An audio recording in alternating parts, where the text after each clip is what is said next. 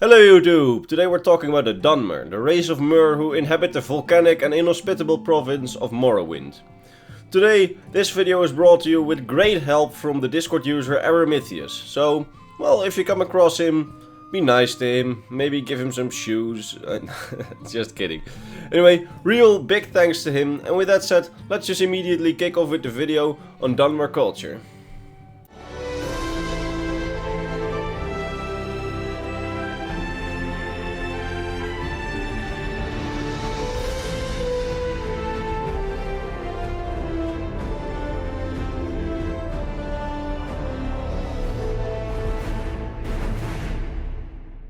When I say Dwemer culture, I more or less mean religion. The Dwemer have for all their history worshipped a different set of gods to most other races.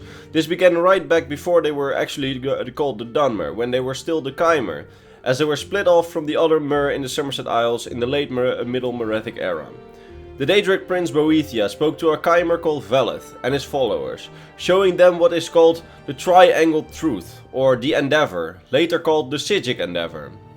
This is all supposedly part of Lorkhan's plan in creating Mundus in the first place. Some say this was some trickery by Boethia and said while she was disguised as Trinamech.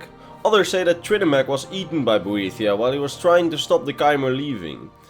The end result of all this was that the Chimer left the Somerset Isles to lead a more aesthetic lifestyle, following Veleth to the land of Resdania, and being known from that point on as the Velethi. Why would the Chimer actually do this? We don't know for sure, but one possible explanation is that they believe that Mundus was built as a thing to overcome, and so making their existence a more challenging meant than the Chimer were meant to overcome it. Why do you think they left the Somerset Isles? Please let me and Aramithius know in the Imperial Knowledge Scholars Guild Discord group, which is in the description. The Velethi spent many years for worshipping several of the Daedra, particularly Azura, Boethia and Mephala, as well as holding Lorkhan in some reverence. They may have also had worshipped Malakath, Mehrunes Dagon, Molegbal and Sheogorath to some degree, although this is a little unclear in the lore. Each of the three main Daedra, Azura, Boethia and Mephala, had particular things they were supposed to have done to help the Velethi reach the point where they were. Azura was seen as the one who taught the Velethi how to be different from the Altmer, and was actually the force between the Dwemer people as a whole, or well, back then, still the Chimer people. Boethia was credited with leading the Velethi to their new home, as well as many of their cultural achievements, from philosophy to magic to architecture and the political structure of the great houses. Mephala taught them the ways of secret murder and stealth. They needed to escape their enemies while they were still weak and hunted people. The four other Daedra all represent the hostile elements in the Velethi existence, and represent various tests and trials they needed to overcome. Malakath was the god king of the orcs, who tested the Chimer for their physical weakness. Mehrunes Dagon, he represented the inhospitable terrain of Resdane, or later Morrowind, that needed to be conquered.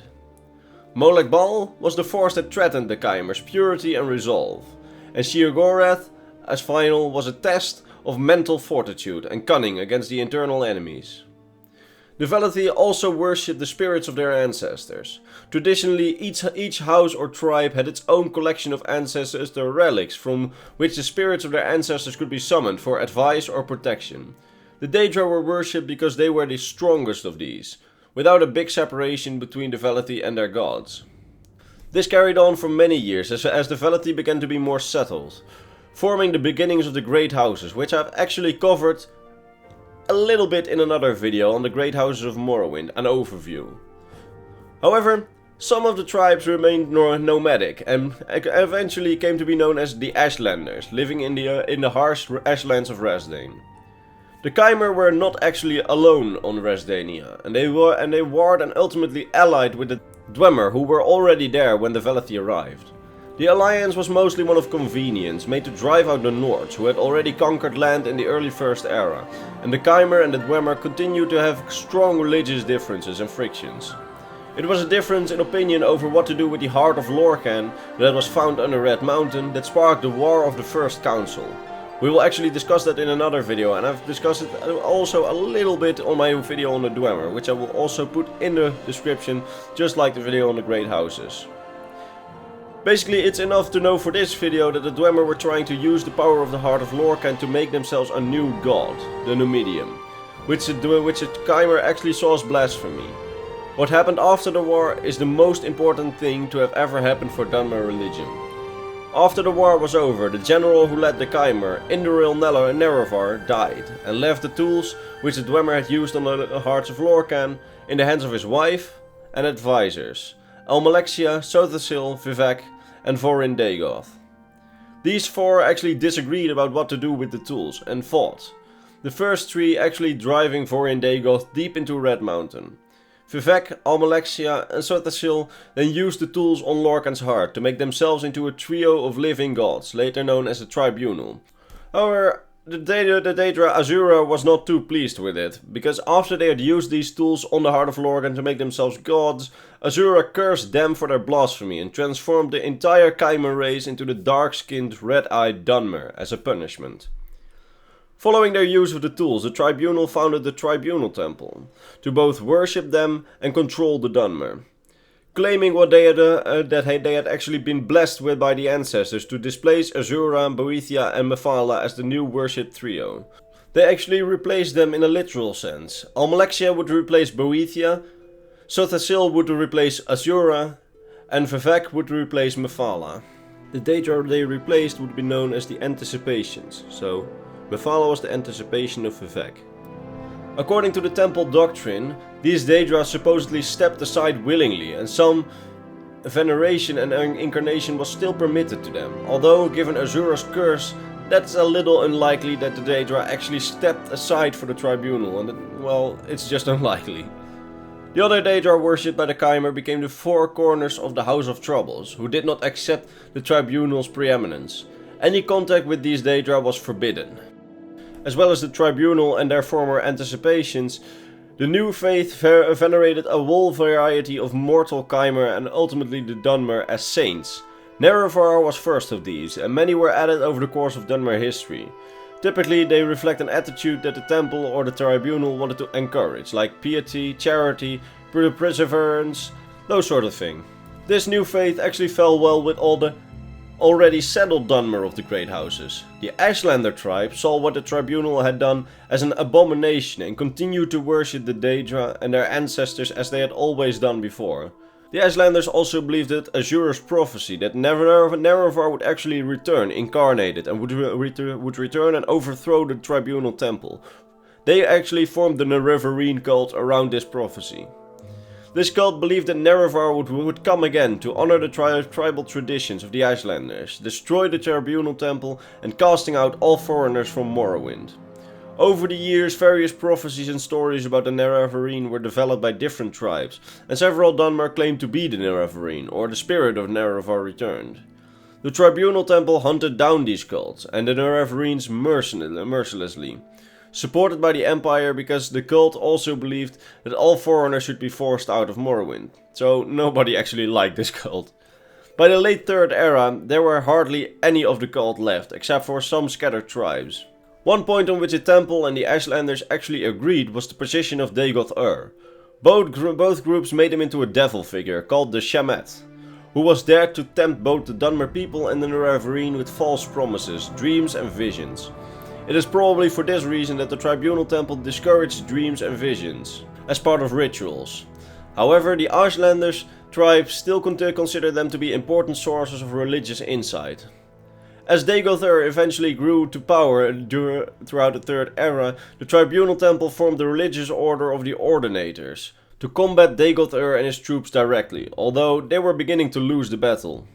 Over time, the Ordinators evolved into becoming, well, some sort of kind of a religious police, more concerned with internal threats of heresy than actually combating the external enemy that was Dagoth-Ur. This heavy-handed treatment of dissidents was increasingly troubling to one group within the temple, known as the Dissident Priests. These members of the temple asked whether the Tribunal had actually achieved their divinity through the blessing of their ancestors, or whether they had achieved it through the same means as Dagoth-Ur, by just misusing the Heart of Lorkhan. The group uncovered hidden and suppressed writings that pointed to what had actually happened and were beginning to push reform within the temple in the Third Era. Like the Ashlanders, they were actually then violently suppressed by the Temple Orthodoxy and the Ordinators. In the 427th year of the Third Era, an Outlander taken from the Imperial city prison was taken to Morrowind, instructed into the Blades and coached into fulfilling the Nerevarine prophecies.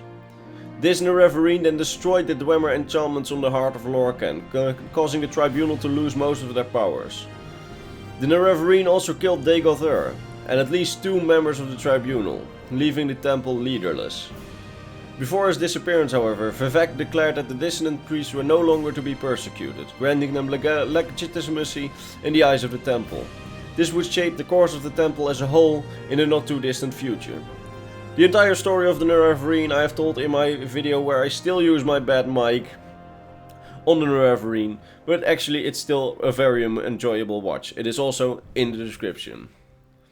When Vivek lost his connection to the heart and disappeared, a curse that was prevented by him was set back in motion. As sometime in the past, a rock was flung at Vivek's city, which Vivek then stopped with his power and kept it hanging above the city with the threat that if the Dwemer ever stopped loving him, it would continue its fall and crush the city. With Vivek's disappearance, the fall continued, and eventually, the large rock that was the Ministry of Truth crashed into Vivek city, destroying it and causing Red Mountain to erupt. This event, called the Red Year by the Dwemer, caused a schism within the Tribunal temple. It was clear that the Tribunal, wherever they were, didn't have the power to protect their people anymore. After much infighting, the dissident priests came out on top and decreed that the worship of the Tribunal was misguided. They declared that the worship of the Daedra was once more the best course of action, with the Tribunal being relegated to the status of saints within the new temple. And that brings us up to date with the religious affairs of the Dwemer, and with up to date I mean by the time of Skyrim. I hope you enjoyed it, and sorry that I skipped over a few things. The religious history of the Dwemer is very bound up with political history, and I had to disentangle them to some extent to keep it down to a reasonable length. So, with that said, I truly like Aramithius' work, and I hope you liked it also. You also liked it. I'm sorry that there haven't been very much originals by me, but I have been terribly busy, and I'm just really glad that I get so much help from so much great people. With that said, if you liked the video, like it, subscribe. Also, if you want personal contact with me, my Instagram and Discord are in the description, all below the video list. And as you can hear, I'm still quite sick. And there's also for more, if you want to support me in a more personal way, there's my Patreon in the description. For all the rewards and shit you can get with it, please look at the Patreon itself. The only thing that you'll get in the videos is your name at the end of every video, which is of course nice. So, with that said, I will see you in the next lore video, probably in a week or so. Bye!